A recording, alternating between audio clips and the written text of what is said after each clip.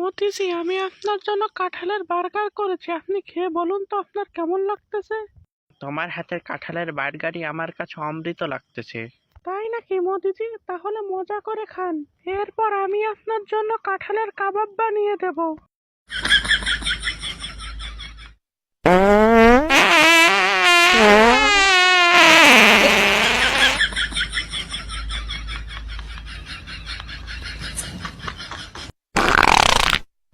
এ টয়লেটের ভেতরে কে রে? কোন বেয়াদব? তাড়াতাড়ি বের হ। হাসিনা জি, আমি ভেতরে। ও মোদিজি, প্লিজ তাড়াতাড়ি বের হন, আমার খুব বেগ পেয়েছে।